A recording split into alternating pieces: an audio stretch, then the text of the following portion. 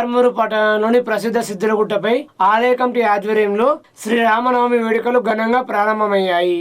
నేడు ఉదయం నందీశ్వర మహారాజ్ ఆధ్వర్యంలో పచ్చని మామిడి తోరణాలతో రామాలయాన్ని అందంగా ముస్తాబు చేసి పందిరి వేయడం జరిగిందని ఆలయ కమిటీ సభ్యులు తెలిపారు. రేపు సీతారాముల కళ్యాణోత్సవాన్ని అంగరంగ వైభవంగా నిర్వహిస్తున్నామని, వేల సంఖ్యలో భక్తులు తరలివస్తారని, భక్తులకు ఇబ్బందులు లేకుండా చలువ పందిళ్లు వేశామని తెలిపారు. మంచినీటి సౌకర్యం కల్పించామన్నారు. ఉదయం 9 గంటల నుండి భక్తులందరికీ అన్నప్రసాదం అందజేస్తామన్నారు. కావున భక్తులందరూ పెద్ద సంఖ్యలో విచ్చేసి సీతారాముల కళ్యాణోత్సవాన్ని తిలకించాలని వారు కోరారు.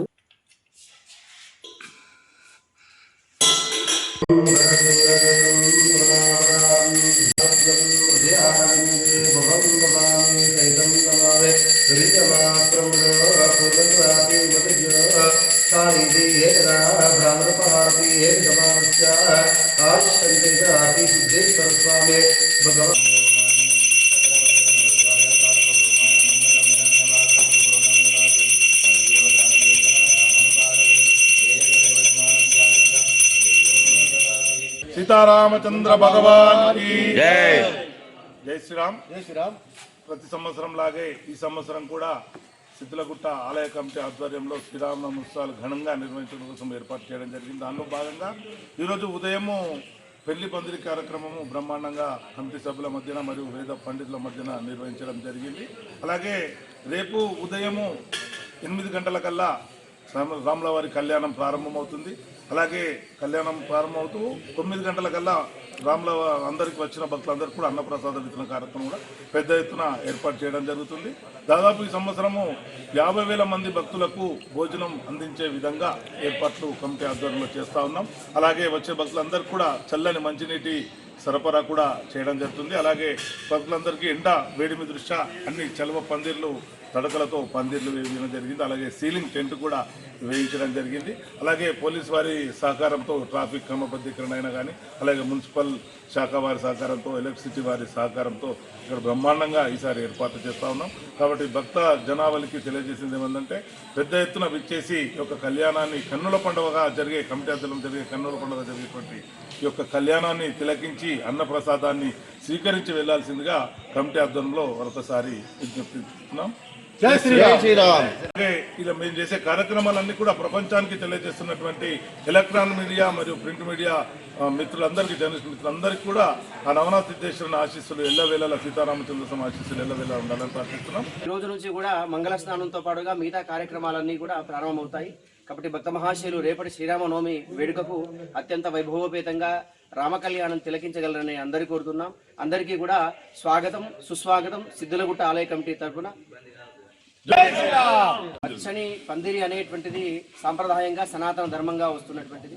ఉగాది పండుగ రోజు వచ్చినటువంటి తర్వాత తొలి పండుగగా శ్రీరామనవమి చేసుకోవడం, ఉగాది నుండి 9 రోజులు కూడా ఈ యొక్క నవమి యొక్క ఉత్సవాలు జరపడం అనేటువంటిది ఆనవాయితీ. దానిలో ముఖ్యంగా కూడా పచ్చని పందిరి అనేటువంటిది కూడా సూర్యోదయం వెలకన్న మునిపే తెల్లవారుజాముననే ఈ యొక్క పందిరి వేయడం అనేటువంటిది సాంప్రదాయం.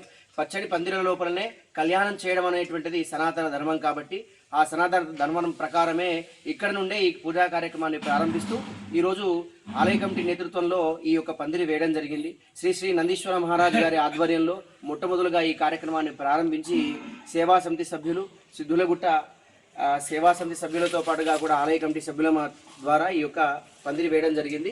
దీన్ని అందరూ కూడా తిలకించి స్వామి యొక్క ఆశీస్సులు పొందగలరని కోరుతూ శుభం.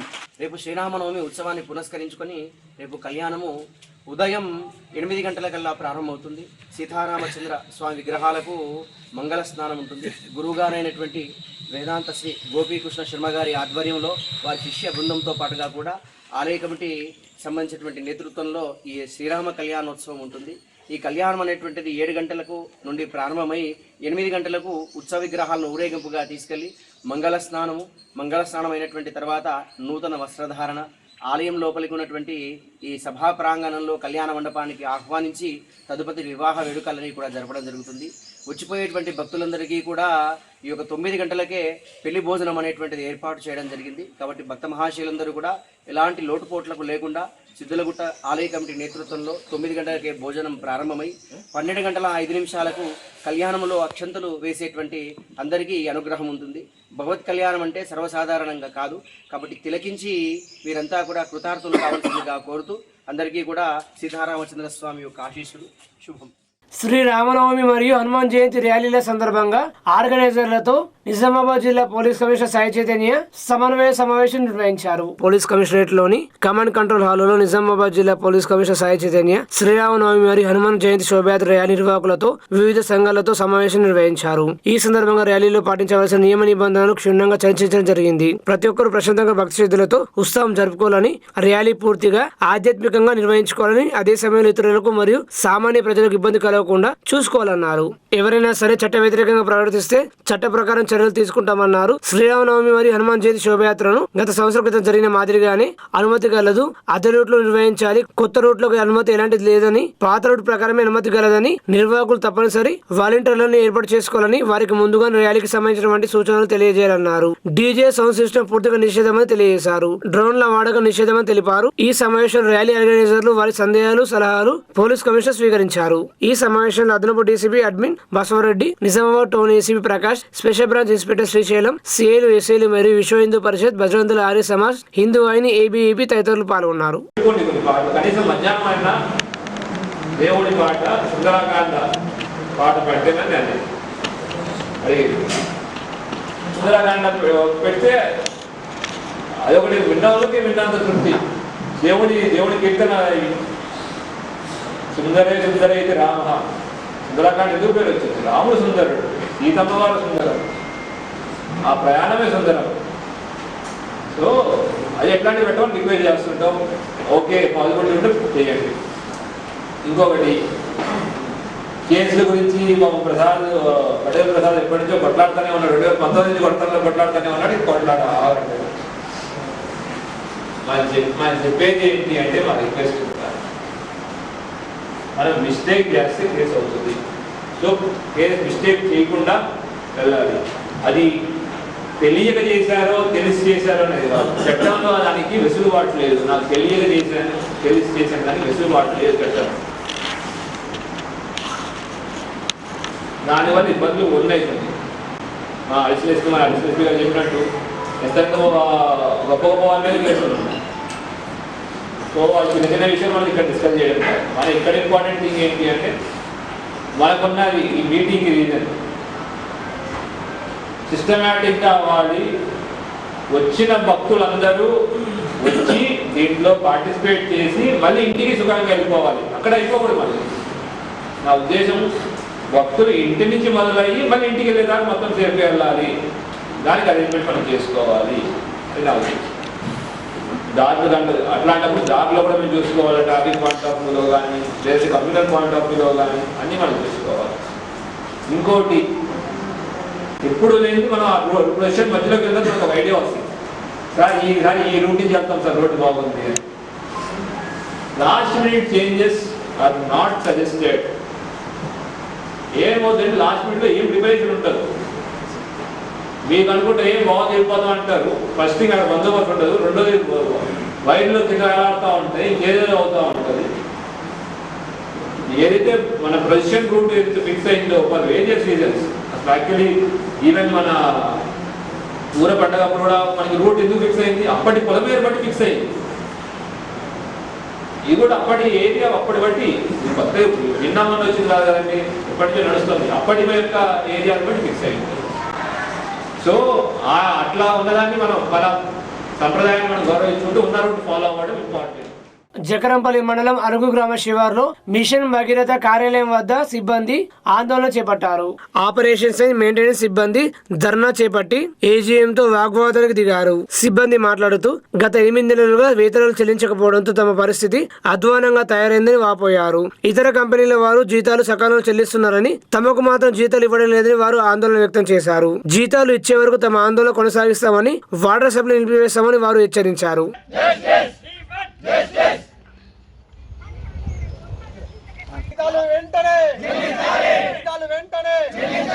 మిషన్ భగీరథ ఐక్యత, మిషన్ భగీరథ కార్మికుల ఐక్యత.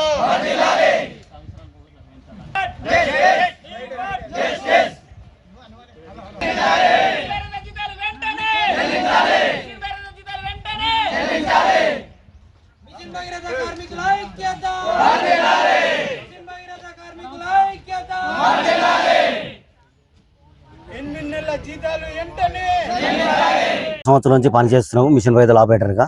మరి ఇన్ని రోజుల నుంచి పనిచేస్తున్నాం కాబట్టి అధికారులు స్పందించలేదు. మరి ఈ జీతాలు కూడా ఇవ్వడం లేదు. కనీసం మా బతుకులు మరి రోడ్డు మీద పడుతున్నాయి. కనీసం ఇప్పటికైనా స్పందించే అధికారులు మరి మా జీతాలు ఇస్తారా, ఇయ్యారా, మరి ఏదైనా ఒకటి మాకు కంపల్సరీ సమస్య పరిష్కరించాలని కోరుతున్నాం. మాకు ఐడి కార్డులు కూడా లేవు. రాత్రి భావాలు మేము డ్యూటీలు చేస్తున్నాం. కంపల్సరీ మాకు ఎటువంటి స్పందన లేదు. మాకు కుటుంబ పోషణ కూడా భారం అయిపోయింది కాబట్టి మా బతుకులు కూడా రోడ్డు మీద పడుతున్నాయి. ఇప్పుడు రోజు ఇదే విధంగా కంపల్సరీ సమస్యను రుద్దాంతం చేస్తామని చేస్తున్నాం. అధికారులు కూడా వెంటనే స్పందించి మరి మా యొక్క సమస్యలు పరిష్కరించాలని కోరుతా ఉన్నాము. ఒకవేళ సమస్య పరిష్కరించిన ఏడల రోడ్డు మీకు ఎక్కి ఇదే విధంగా చేస్తామని తెలియజేస్తున్నాం. గత 7 నెలల నుంచి వెళ్ళి మాకు ఎలాంటి జీతభత్యాలు లేవు. అసలు మేము దీని మీద ఆధారపడి ఉన్నాము. ఇప్పటి వరకు మాకు జీతాలు చెల్లిస్తలేరు. అంతేకాకుండా మా జీతాలు ఇవ్వరు అని చెప్పి అధికారులను అడిగితే మాకు ప్రభుత్వం నుంచి వెళ్ళి ఇంకా బిల్లులు రాలేవు అని చెప్పి చెప్తుర్రు. కాకుంటే మా వర్క్ దగ్గర మాత్రం ఎలాంటి సమస్య లేదు. సమస్య ఉన్నా కానీ పరిష్కారానికి వస్తలేరు. ఇప్పుడు ఈ పెండింగ్ బిల్లుల మా సాలీల కోసం వాళ్ళు వస్తలేరు. ఎలాంటి చర్య తీసుకుంటారు, స్పందన కూడా ఇస్తలేరు అసలే. అంతేకాకుండా మాకు ఎలాంటి ఇన్సూరెన్సులు లేవు. మాకు నెల జీతాలు ఇవ్వకుండా మా సొంతంగా మేము పెట్రోల్ పోసుకొని పోయి అక్కడ వాటర్ ప్రతి విలేజ్ కు పుష్కలంగా వాటర్ ఇవ్వడం జరుగుతుంది. అయినా సరే మమ్మల్ని పట్టించుకోకుండా ఇట్లా 7 నెలల నుంచి వెళ్ళి ఇబ్బంది పెడుతుర్రు. అధికారులు స్పందించి ఇప్పటికైనా సరే మా జీతాలు చెల్లించాలా, మాకు సంవత్సరానికి ఒకసారి మా జీతాలు పెంచాలని చెప్పి ఆల్రెడీ యాక్ట్ లో ఉన్నది. అయినా ఇప్పటి వరకు ఎలాంటి జీతాలు పెంచుతలేరు. పెంచకున్నా సరే మాకు ఇదే ఆధారం కాబట్టి దీని మీదనే వర్క్ చేసుకుంటా ఉంటున్నాము. ఇప్పుడైనా సరే అందరూ ప్రభుత్వం స్పందించాలా, అధికారులు స్పందించి మాకు జీతం చెల్లించాలని చెప్పి మేమందరము ఐక్యతగా వచ్చి ఈరోజు మా డిమాండ్ ని సామరస్యంగా ధర్నాకు దిగినాము. ఈ ధర్నాని కంటిన్యూ ఖచ్చితంగా 100% మాకు జీతాలు చెల్లించే వరకు మేము ఇట్లానే పోరాటం చేస్తాము. అవసరమైతే ఇక్కడనే వంట వార్పు కూడా చేయడానికి సిద్ధంగా ఉన్నాము. ప్రతి ఒక్కరు మాతోని కలిసికట్టుగా అధికారులు కూడా సహకరించగలని కోరుతున్నాం. మాజీ ఎమ్మెల్సీ కాంగ్రెస్ పార్టీ సీనియర్ నాయకులు జీవన్ రెడ్డి ముఖ్యమంత్రి రేవంత్ రెడ్డి మరియు వేం నరేందర్లపై చేసిన వ్యాఖ్యలను తీవ్రంగా ఖండిస్తున్నామని రాష్ట్ర సహకార యూనియన్ లిమిటెడ్ చైర్మన్ మానన మోహన్ రెడ్డి అన్నారు. ఈ సందర్భంగా ఆయన మీడియాతో మాట్లాడుతూ కాంగ్రెస్ పార్టీతో సుదీర్ఘ జీవనం గడిపిన జీవన్ రెడ్డి పట్ల ప్రగాఢ సానుభూతి ఉంది. అదే విధంగా వెళ్లిపోతున్నందుకు బాధగా కూడా ఉంది. జీవన్ రెడ్డి ముఖ్యమంత్రిపై ఆరోపణలు చేసే ముందు ఆత్మ పరిశీలన చేసుకోవాలన్నారు. మీరు ఎమ్మెల్యేగా ఓడిపోతే ఎమ్మెల్సీ ఇచ్చారు. ఎమ్మెల్సీ ముగియక ముందే ఎమ్మెల్యే టికెట్ ఓడిపోతే ఎంపీ టికెట్ ఇచ్చారు. ఇంతకన్నా ఏ పార్టీ ఏం చేయగలదని మీరు ఆత్మ పరిశీలన చేసుకోవాలని అన్నారు. ఈ సమావేశంలో రాష్ట్ర ప్రధాన కార్యదర్శి రాంభూపాల్, రాష్ట్ర ఎన్ఎస్యుఏ ప్రధాన కార్యదర్శి వేణురాజు, జిల్లా ఫిషరీస్ చైర్మన్ శ్రీనివాస్ తదితరులు పాల్గొన్నారు. మాతో పాటు 40 సంవత్సరాల ప్రయాణంలో మీరు ఉన్నారు. కానీ పోతూ నీ అవసరాల కొరకు ముఖ్యమంత్రి గారి పైన ఈ కాంగ్రెస్ పార్టీకి ఉన్నతి కోసం కష్టాలలో కూడా ఉండి నువ్వు ఏ 10 సంవత్సరాలు పోరాటం చేసినామంటున్నావో ఆ 10 సంవత్సరాల్లో నువ్వు ఏవైతే నిందిస్తున్నావో ఆ వ్యక్తులందరూ కూడా ఈ 10 సంవత్సరాల్లో ముఖ్యమంత్రి గారు కానీ వేం నరేందర్ రెడ్డి గారు ఉన్నారా లేదనేది ఒకసారి మీరు గుర్తుంచుకోవాలి. సరే తెలుసు, నిజంగానే ఎమ్మెల్యే టికెట్ మీకే, ఎంపీ టికెట్ మీకే కాకపోతే ఇంకొక యువకుడికి పార్లమెంట్లో ప్రాతినిధ్యం దొరుకుంటే ఇవాళ ఇంకొకరు బాగుందరు కదా. మరి అన్నీ నువ్వే ఆశిస్తే మరి భవిష్యత్ తరాలకు నువ్వు ఇచ్చే నాయకత్వం ఏందో ఒకసారి నువ్వు ఆలోచించుకోమని చెప్తున్నా. ఖచ్చితంగా పెద్దలు జీవన్ రెడ్డి గారు మీరంటే మాకు గౌరవం ఉంది.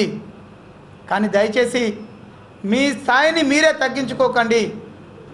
మీరు ముఖ్యమంత్రి పైన, ముఖ్యమంత్రి సన్నిహితుల పైన తప్పుడు ఆరోపణలు చేస్తే మీరు ఒక్కటి గుర్తుంచుకోవాల్సిన విషయం ఏంటంటే నిన్న మీ దగ్గరికి వచ్చినటువంటి 70% మంది కార్యకర్తలు మీరు చివరి క్షణములో మీరు ఎక్కడ హర్ట్ అవుతారో అని చాలామంది కార్యకర్తలు నిన్నటి మీటింగ్కి వచ్చారు తప్ప రేవంత్ రెడ్డి గారి పైన అలా 80% మంది నీ సొంత కార్యకర్తలకు రేవంత్ రెడ్డి గారు అంటే ఇష్టము, రేవంత్ రెడ్డి ప్రియమైన నాయకుడు అనే విషయాన్ని మీరు గుర్తుంచుకుంటే బాగుంటుందని ఈ సందర్భంగా తెలియజేస్తాను.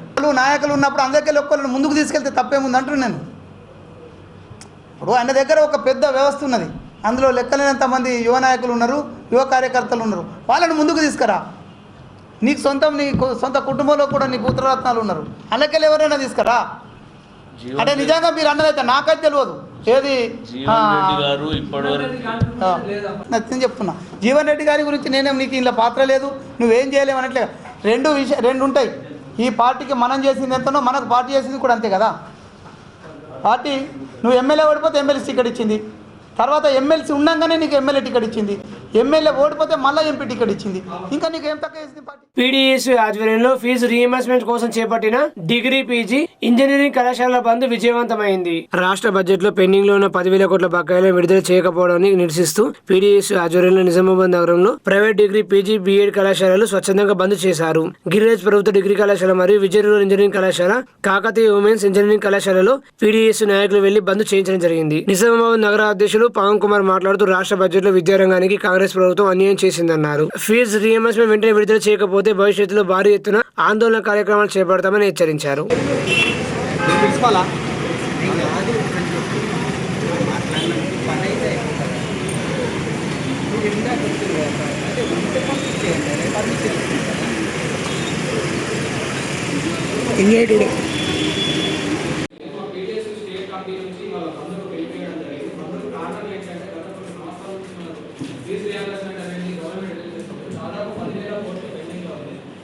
డిమాండ్ ఏంటంటే 20% ఫీజు రియంబర్స్మెంట్ చేయాలి. కావాలని బడ్జెట్ పెట్టుకుంది, మీరు బ్యాగ్స్ అన్ని ప్యాక్ చేసుకోవాలి, వెళ్ళొచ్చు, మీ పేరెంట్స్కి మెసేజ్ పెట్టాము. 72 hours దాకా కాలేజెస్ అని ఇబ్బంది అవునా, మీకు సపోర్ట్ ఉన్నది.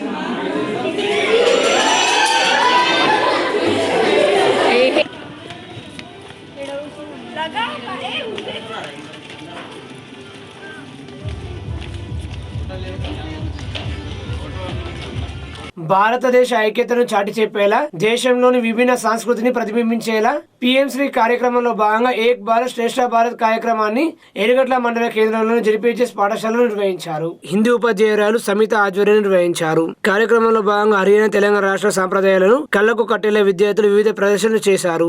అన్ని రాష్ట్రాల సాంప్రదాయ వస్త్రధారణతో బాలికలు ఆకట్టుకున్నారు. వివిధ రాష్ట్రాల కట్టుబాట్లను తెలిపేలా విద్యార్థులు చేసిన నృత్యాలు వీక్షకులను కట్టిపడేశాయి. కార్యక్రమం నేపథ్యంలో విద్యార్థులు గీసిన చార్టులు వివిధ సంస్కృతులు, సాంప్రదాయాలను ప్రతిబింబించాయి. ఈ కార్యక్రమంలో భాగంగా పాఠశాలలో ఫుడ్ ఫెస్టివల్ జరిగింది. వివిధ రకాల ఆహార పదార్థాల విద్యార్థులు చేసుకొచ్చి పాఠశాలలో తోటి విద్యార్థులకు, ఉపాధ్యాయులకు విక్రయించారు. తెలంగాణ మరియు హర్యానా రాష్ట్రాలకు చెందిన వంటకాలు ఫుడ్ ఫెస్టివల్ ప్రత్యేక ఆకర్షణ నిలిచాయి. ఆర్మూరు పట్టణంలో సిపిఎం పార్టీ ఆధ్వర్యంలో సబ్ కలెక్టర్ కార్యాలయం వరకు ర్యాలీ నిర్వహించి కార్యాలయంలో వినతి పత్రం అందజేశారు.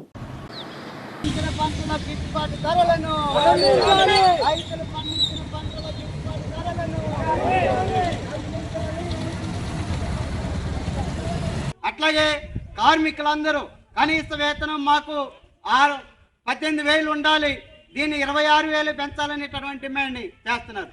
కానీ కనీస వేతనాన్ని అడగకుండా కార్మికులు వాళ్ళ హక్కుల కోసం లేబర్ యాక్ట్స్ ప్రకారం ఆందోళన పోరాటాలు చేయకుండా, యూనియన్ పెట్టకుండా మొత్తం 29 కార్మిక చట్టాలను రద్దు చేసి 4 లేబర్ కోడ్ని తీసుకొచ్చింది.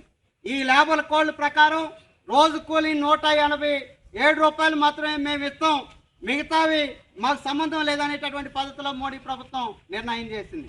రోజుకి 172 రూపాయలతో ఏ విధంగా పేదలు బతుకుతారు ఈ భారతదేశంలో అనేది చెప్పాల్సినటువంటి అవసరం ఉంది. ఈ రోజు ఉప్పు ధరలు, పప్పు ధరలు, బియ్యం ధరలు ఆకాశాన్ని అంటున్నటువంటి పద్ధతి ఉంది. ఆయిల్ ప్యాకెట్ ధర 180 రూపాయలు పెడితే తప్ప 1 లీటర్ ఆయిల్ వచ్చేటటువంటి పద్ధతి లేదు. కాబట్టి ఈ రూపంలో వచ్చేటటువంటి కనీస వేతనం ఆధారంగా పనిచేసేటటువంటి అసంఘటిత రంగ కార్మికులు కానీ, అడ్డా కార్మికులు కానీ, రోజువారీ కూలీలుగా ఉన్నటువంటి వ్యవసాయ కార్మికులు కానీ ఏ విధంగా భారతదేశంలో బతకడానికి అవకాశం ఉందనేది కేంద్ర ప్రభుత్వం ఆలోచన చేయాలి. కాబట్టి మేము డిమాండ్ చేస్తున్నాం, పెరిగిన ధరలకు అనుగుణంగా కనీస వేతనం సుప్రీంకోర్టు చెప్పినట్లుగా 26,000 రూపాయలు నెలకి ఉండేటట్లుగా నిర్ణయం చేయాలి. రోజు వేతనం ఆధారంగా పనిచేసేటటువంటి కూలీలకి 850 రూపాయలు తక్కువ కాకుండా కూలి ఇవ్వాలనేది మేము కోరుతున్నాం. ఈరోజు వామపక్షాల అధికారంలో ఉన్నటువంటి కేరళ రాష్ట్రంలో 772 రూపాయలు రోజు కూలిస్తున్నటువంటి ఏకైక రాష్ట్రం ఏదైనా ఉందంటే అది సిపిఎం అధికారంలో ఉన్నటువంటి కేరళలో తప్ప మరొకటి కాదనేది చెప్పగలం. ఒక కేరళలో ఉన్నటువంటి చిన్న రాష్ట్రం ఇవ్వగలిగినప్పుడు పెద్ద రాష్ట్రాలకు ఉన్నటువంటి వాళ్ళు ఇవ్వడానికి వచ్చిన ఇబ్బంది ఏంటనేది కేంద్రంలో ఉన్నటువంటి మోడీ ప్రభుత్వం చెప్పాలి.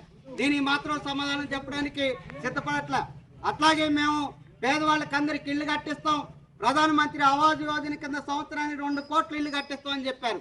ఆరుమూరు నగరంలో అనేక మంది వలస వచ్చినటువంటి కార్మికులు ఉన్నారు, పేదలు ఉన్నారు, ఇళ్ళు లేనటువంటి వాళ్ళు, ఇళ్ల స్థలాలు లేనటువంటి వాళ్ళు ఉన్నారు.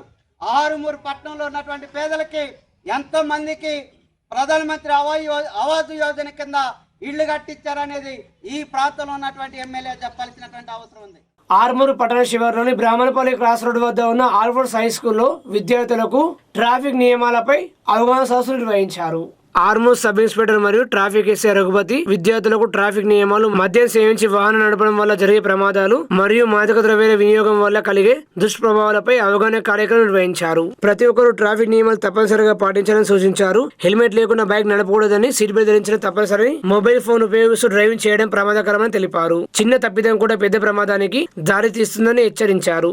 డ్రంక్ అండ్ డ్రైవ్ కేసుల్లో కఠిన చర్యలు తీసుకుంటామని హెచ్చరించారు. అలాగే యువతలో పెరుగుతున్న మాదక ద్రవ్యాల వినియోగంపై ఆందోళన వ్యక్తం చేస్తూ డ్రగ్స్ వలన ఆరోగ్యం, భవిష్యత్తు నాశనం అవుతాయని తెలిపారు. విద్యార్థులు చెడు అలవాట్లకు దూరంగా ఉండి తమ లక్ష్యాలపై దృష్టి పెట్టాలని సూచించారు. ఈ కార్యక్రమాన్ని నిర్వహించే అవకాశం కల్పించిన ఆల్ ఫోర్స్ విద్యా సంస్థలకు, అలాగే చైర్మన్ నరేందర్ రెడ్డికి ఎస్ఐ మరియు ట్రాఫిక్ ఎస్ఐలు ప్రత్యేక ధన్యవాదాలు తెలిపారు. ఈ కార్యక్రమంలో పాఠశాల ప్రధానోపాధ్యాయులు, ఉపాధ్యాయులు, సిబ్బంది పాల్గొన్నారు.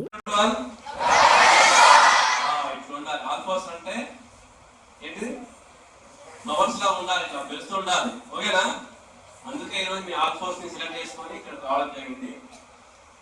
ఈసారి తెలిసిన ట్రాఫిక్ సార్ వైట్ షర్ట్ వేసుకున్నాడు, తెలుసు కదా.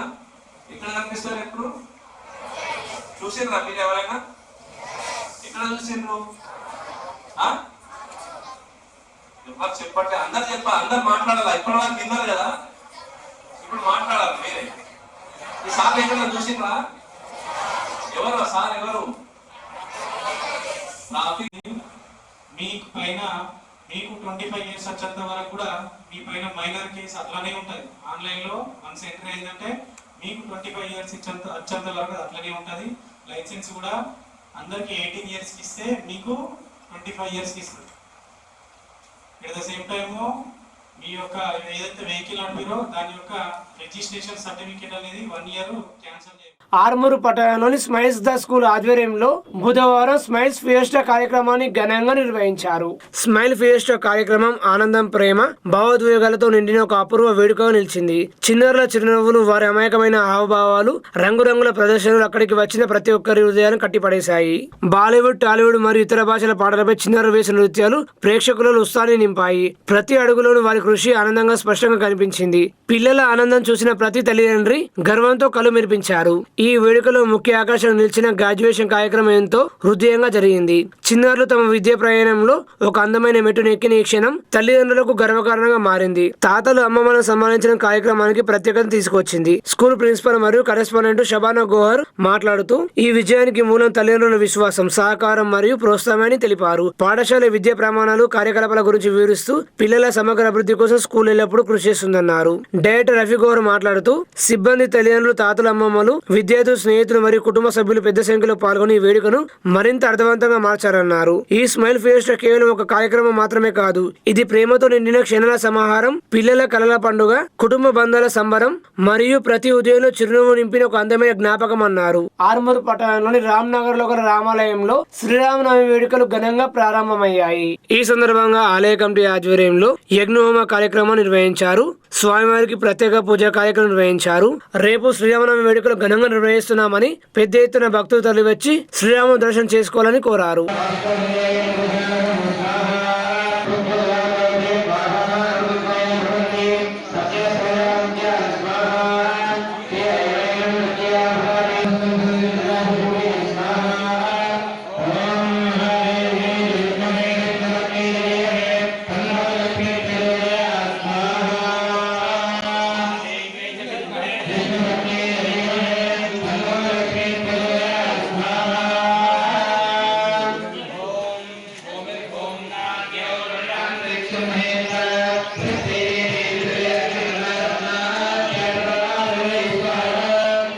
ఆర్మూరు పట్టణంలోని జిల్లా పరిషత్ బాలుర పాఠశాలలో మండలంలోని బాలికలకు శానిటరీ ప్యాడ్స్ పంపిణీ చేశారు.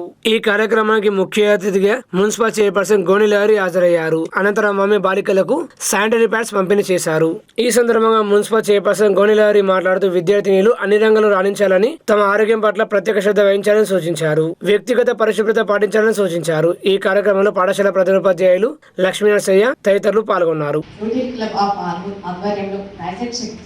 పేరు నిర్వహించబడుతున్న ఈ కార్యక్రమ సభాధ్యక్షులు స్థానిక హెచ్ఎం లక్ష్మీ నరసయ్య గారు, రోటరీ క్లబ్ వైస్ ప్రెసిడెంట్ వన్నెల్ దేవి రాము గారు, ముఖ్య అతిథి ఆర్మూర్ ఎంఈఓ పి రాజారాం గారు, అతిథులు ఎస్బీఐ మేనేజర్లు, ప్రాజెక్టు కోఆర్డినేటర్ ఎన్ విజయసారథి గారు, ప్రాజెక్టు ప్రాజెక్ట్ చైర్మన్లు కాంతి గంగారెడ్డి మరియు పి చరణ్ రెడ్డి గారు, క్లబ్ కార్యదర్శి కాంతి సత్యం గారు, ట్రెజరర్ నరేష్ కుమార్ గారు, ఈ కార్యక్రమానికి ఇచ్చేసిన వివిధ పాఠశాల ప్రధానోపాధ్యాయులు, సైన్స్ ఉపాధ్యాయులు, విద్యార్థులకు అందరికీ నమస్కారం. రోటరీ క్లబ్ మరియు ఎస్బీఐ సంయుక్తంగా నిర్వహిస్తున్న ఈ శానిటరీ ప్యాడ్స్ పంపిణీ కార్యక్రమం చాలా మంచి కార్యక్రమం. ముఖ్యంగా విద్యార్థులకు చాలా మంచిది. ఈ ప్యాడ్స్ పునర్వినియోగం చేసుకోవడానికి వీలుగా ఉన్నది కాబట్టి ఇంకా మంచిది. రోటరీ క్లబ్ వారికి ప్రత్యేకంగా అభినందనలు తెలియజేస్తుంది. ఆర్మూరు మండలం చేపూరులోని క్షత్రియ ఇంజనీరింగ్ కళాశాలలో కంప్యూటర్ సైన్స్ అండ్ ఇంజనీరింగ్ విభాగం ఆధ్వర్యంలో ద లెగసీ 2026 ఫేర్వెల్ డే వేడుకలు ఘనంగా నిర్వహించారు. ఈ సందర్భంగా కళాశాల బీటెక్ థర్డ్ ఇయర్ మరియు బీటెక్ ఫోర్త్ ఇయర్ విద్యార్థులకు ఫేర్వెల్ పార్టీ ఇచ్చారు. విద్యార్థులు ఉత్సాహంగా పాల్గొని సాంస్కృతిక కార్యక్రమాలు, జ్ఞాపకాలు పంచుకోవడం ద్వారా కార్యక్రమాన్ని విజయవంతం చేశారు. కళాశాల secretary and correspondent Aljapur Devender ముఖ్య అతిథిగా విచ్చేసి మాట్లాడుతూ విద్యార్థులు తమ విద్యా జీవితంలో పొందిన జ్ఞానం, నైపుణ్యాలు మరియు విలువలను భవిష్యత్తులో సమర్థంగా వినియోగించుకొని ఉన్నత శిఖరాలను అధిరోహించాలని ఆకాంక్షించారు. కళాశాల ప్రిన్సిపల్ కట్కాన్ శ్రీనివాస్ మాట్లాడుతూ విద్యార్థులు క్రమశిక్షణతో పాటు విలువలను పాటిస్తూ తమ లక్ష్యాలను సాధించాలని ప్రేరణనిచ్చారు. కళాశాల ఏవో నరేందర్ మాట్లాడుతూ విద్యార్థులు తమ తల్లిదండ్రులు మరియు గురువుల ఆశయాలు నెరవేర్చే విధంగా ముందుకు సాగాలన్నారు. కళాశాల head of the department computer science and engineering విభాగానికి చెందిన లక్ష్మణ్ మాట్లాడుతూ విద్యార్థులు కష్టపడి చదివి ఉన్నత స్థానాలను అధిరోహించాలన్నారు. కళాశాల ఎంబీఏ విభాగానికి చెందిన సుధాకర్ మాట్లాడుతూ విద్యార్థులు తమలో నాయకత్వ లక్షణాలను పెంపొందించుకుని భవిష్యత్తులో సమాజంలో బాధ్యతాయుత పౌరులుగా ఎదగాలన్నారు. కళాశాల training and placement officer Sunil మాట్లాడుతూ విద్యార్థులు తమ నైపుణ్యాలను అభివృద్ధి చేసుకుని కమ్యూనికేషన్ స్కిల్స్ మరియు టెక్నికల్ నాలెడ్జ్ పెంపొందించుకోవాలని అన్నారు. ఈ కార్యక్రమంలో ఈఈ విభాగానికి చెందిన సుభాష్, సివిల్ విభాగానికి చెందిన రాజ్ కుమార్, ఎంబీఏ విభాగానికి చెందిన సుధాకర్, అధ్యాపకులు, విద్యార్థులు మరియు సోషల్ మీడియా ఇన్ఛార్జ్ రుతిన్ తదితరులు పాల్గొన్నారు. ఆర్మూరు మున్సిపల్ కార్యాలయంలో మున్సిపల్ చైర్పర్సన్ గోనెలారి అధ్యక్షతన బడ్జెట్ సమావేశం నిర్వహించారు. ఈ కార్యక్రమానికి ముఖ్య అతిథిగా ఇన్ఛార్జ్ అదనపు కలెక్టర్ దిలీప్ కుమార్ హాజరయ్యారు. మున్సిపల్ కార్యాలయంలో 2026-27 ఆర్థిక సంవత్సర బడ్జెట్ మరియు 2025-26 ఆర్థిక సంవత్సరం సవరణ అంచనా బడ్జెట్ పై ప్రత్యేక సమావేశం నిర్వహించారు. బడ్జెట్ ఎజెండాను చదివి వినిపించగా కౌన్సిల్ సభ్యులు అంచనా బడ్జెట్ ను ఏకగ్రీవంగా ఆమోదించడం జరిగిందని మున్సిపల్ చైర్పర్సన్ గోనెలారి తెలిపారు. మొత్తం సుమారు 48,73,00,000 కేటాయించగా మున్సిపల్ సొంత నిధులు 13,78,00,000, కేంద్ర రాష్ట్ర ప్రభుత్వ నిధులు 34,70,00,000 కేటాయించడం జరిగిందని తెలిపారు. అన్ని విధులుగా ఆర్మూర్ మున్సిపాలిటీని అభివృద్ధి చేస్తామని వారు పేర్కొన్నారు. ఈ కార్యక్రమంలో మున్సిపల్ కమిషనర్ ఉమామహేశ్వరరావు, మున్సిపల్ అధికారులు, కౌన్సిలర్లు, సిబ్బంది తదితరులు పాల్గొన్నారు.